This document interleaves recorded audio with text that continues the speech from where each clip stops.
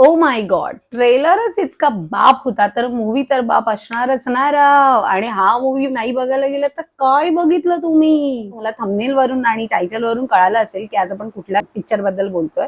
तर आज आपण बोलणार आहोत क्रांतीज्योती विद्यालय मराठी माध्यम या सुंदर, अति सुंदर, अमेझिंग मूवी. पूर्वी आपल्याला रिव्ह्यू सुरू करण्याआधी तुम्हा सगळ्यांना नवीन वर्षाच्या खूप खूप शुभेच्छा. कारण हा नवीन वर्षातला पहिला आपला रिव्ह्यूचा मला अपेक्षा नव्हती की हा इतका सुंदर व्हिडिओ वर्षाच्या सुरुवातीलाच टाकला जाईल. येस, तर आजही आपण खूप साऱ्या पॉझिटिव्ह गोष्टींबद्दल बोलणार. जसं की आपण क्रांतीज्योती विद्यालय या चित्रपटाबद्दल बोलतोय. ते चित्रपट बघितलाय. आय होप तुम्ही सुद्धा बऱ्याच जणांनी बघितलं असेल. सगळ्यांनी नाही म्हणणार कारण का न्यू इयर वगैरे आहे, लोकांचे वेगवेगळे प्लॅन्स असतात. पण नसेल बघितला तर नक्की जाऊन बघा कारण सुंदर चित्रपट. चित्रपटाची कथा जी आपण ट्रेलरमध्ये थोडंच बोललेलो, तर असं आहे की अलिबाग मधील नागाव जे ठिकाण आहे तर तिथे एक शाळा आहे क्रांतीज्योती विद्यालय. तर ती आहे मराठी माध्यम. तर गेले काही वर्षापासून मराठी माध्यम असल्यामुळे मुलांची कमी होणारी पटसंख्या, म्हणजे मुलं जशी संख्येने कमी होत चाललेत का, तर इंग्रजीकडे लोकांचा वाढता कल किंवा इंग्रजीला मिळणारं प्राधान्य या पार्श्वभूमीवर कशा प्रकारे या शाळेची पटसंख्या कमी होते तर त्याच्यावर भाष्य करणारे चित्रपट आहे. ही शाळा वाचवण्यासाठी कशा प्रकारे तिथले शिक्षक, त्यानंतर माजी विद्यार्थी धडपड करतात. तर हा सगळा काही, ही सगळी चळवळ आपल्याला चित्रपटात. तर याच्यामधले कास्टिंग मध्ये आपण जर बोलू तर मुख्याध्यापक शिर्के सर म्हणून आपल्याला सचिन खेडेकर सर दिसतात मुख्याध्यापकांच्या भूमिकेत. मग त्यांनी मुख्याध्यापक म्हणून त्यांचा रोल, त्यांना जी काय म्हणू, त्यांचं जे कास्टिंग आहे ना इतकं अप्रतिम आहे की त्यांनी त्या मुख्याध्यापकांची भूमिका इतके सुंदर प्रकारे साकार केली की कशा प्रकारे ते आपली शाळा वाचवण्यासाठी त्यांची धडपड चालली. मग त्यांच्या एक डोक्यात येतं की आपण आपल्या माजी विद्यार्थ्यांना एकत्र आणू जेणेकरून त्यांनाही या सगळ्या गोष्टीची पार्श्वभूमी आणि सगळं कळायला पाहिजे. पण त्यासाठी त्यांना होणारा त्रास, म्हणजे कशा प्रकारे त्यांचं सगळं स्ट्रगल चाललंय की सगळ्या माजी विद्यार्थ्यांना एकत्र बोलवायचं, या सगळ्या गोष्टी ज्या इतक्या सुंदर प्रकारे दाखवल्या. स्टारकास्ट माझ्या विद्यार्थ्यांमध्ये अमेय वाघ, त्यानंतर कादंबरी, त्यानंतर खूप छानसा आणि क्यूटसा एक न्यू कमर चेहरा जो आपल्या मराठीमध्ये पहिल्यांदा दिसणार आहे मूवीमध्ये ऍक्टिंग मध्ये. येस, तर तुम्ही बरोबर ओळखलं, तर ती आहे प्राजक्ता कोळी, जी की खूप मोठी इन्फ्लुएन्सर आहे.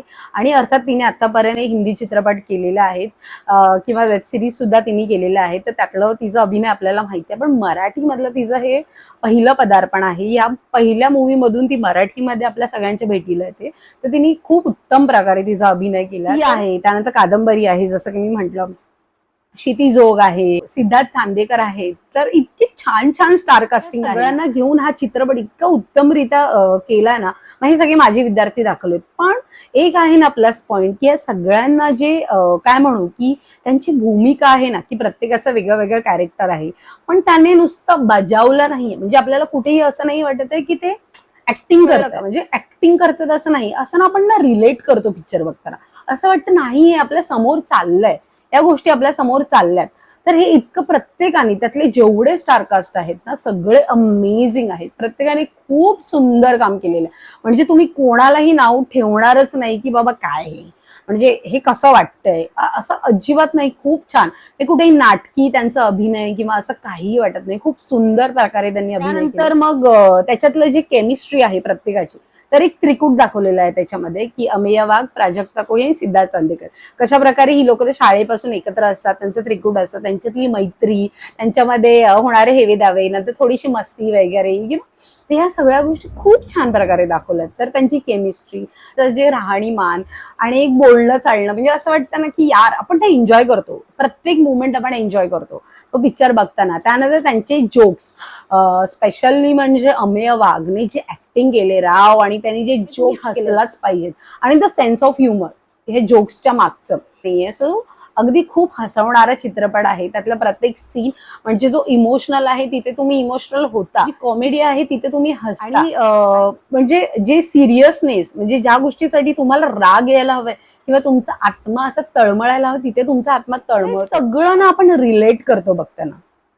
ते हे झालं स्टार कास्टिंग, जे की प्लस पॉइंट आहे. 100 आउट ऑफ 100. त्या सगळ्यांची भूमिका अप टू द मार्क आहे, म्हणजे बियॉन्ड द वर्ड्स आहे. खूप छान आहे, ते तुम्ही एन्जॉय. दुसरी गोष्ट त्या कथा, तर ही एक आहे ना की ही कथा आहे ना आपल्याला रिअलिस्टिक आहे, म्हणजे सध्याच्या गोष्टींवर भाष्य करणारी ही कथा आहे की आत्ताच्या या पिढीला म्हणजे आपण जे बोलतो की इंग्रजी माध्यमांकडे वाढणारा कल लोकांचा, तर त्याच्यामुळे मग मराठी माध्यमांची आपली होणारी जी आपण ट्रेलरमध्ये सुद्धा बोललेलो ते याच्यावर तो चित्रपट आहे. तर कशा प्रकारे मग हे माझे विद्यार्थी एकत्र येतात, त्यानंतर चळवळ उभारतात, मग ती सक्सेस होते की नाही, या सगळ्या गोष्टी या चित्रपटामध्ये इतक्या सुंदररित्या दाखवल्यात ना, तर हे सगळं बघण्यासाठी तुम्हाला चित्रपट नक्कीच बघायला जायला पाहिजे. खूप छान आहे, खूप छान आहे. तिसरी गोष्ट, एक झालं स्टार कास्टिंग, दुसरी झाली कथा जी की रिअलिस्टिक आहे, आणि मेन ना मी मागे पण म्हटलंय ट्रेलरमध्ये, जर तुम्हाला आठवत असेल ट्रेलर बघितलं, त्याच्यामधलं जे शूट आहे ना की खरी शाळा, त्यानंतर त्यातलं काही काही सीन्स ते खऱ्या मुलांसोबत घेतलेले आहेत.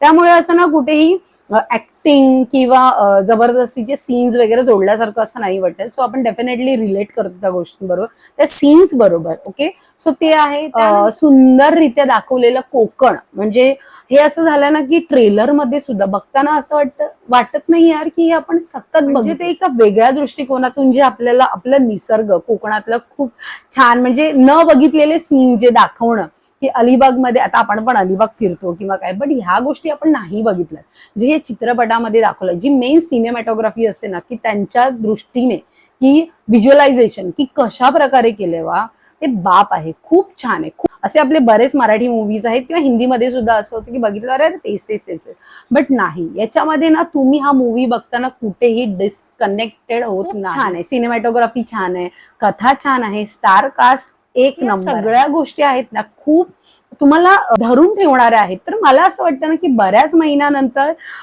असा चित्रपट आलाय जो की आपल्या प्रेक्षकांना पैसा बसून, म्हणजे हे जे लेखक आणि दिग्दर्शक तुम्हाला माहिती आहे की हेमंत ढोमे आहेत, जे की क्षितिज जोग यांचे मिस्टर हेमंत ढोमे. आणि हेमंत ढोमे हा असा माणूस आहे ना की तो जेव्हा जेव्हा चित्रपट घेऊन येतो ना, तो एका ना वेगळ्या विचाराने, ते जिम्मा असू दे किंवा ह्या प्रकारचे वास्तववादी गोष्टींवर भाष्य करणारे चित्रपट, त्याची विचार करण्याची शक्ती किंवा काही, तो खूप छान आहे. म्हणजे एक नंबर त्याचा चित्रपट मला तरी असं वाटतं आतापर्यंत मी बघितले की त्याची जी साखळी आहे ना ती खूप उत्तम आहे.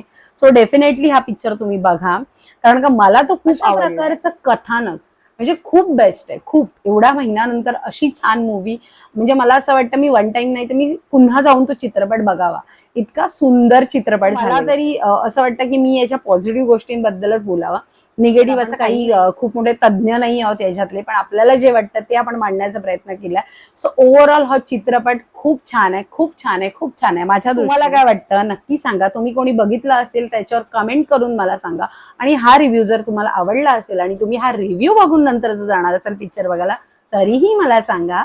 सो चला मग ह्या छान छान छान व्हिडिओ नंतर पुन्हा एकदा तुम्हाला सगळ्यांना नवीन वर्षाच्या खूप खूप शुभेच्छा. तर असाच पॉझिटिव्ह तुमचा वर्ष जावं, पूर्ण 365 डेज तुम्ही असेच हसत राहा, छान छान रिव्ह्यू बघत राहा, माझे व्हिडिओ बघत राहा, आमच्यावर प्रेम करत राहा.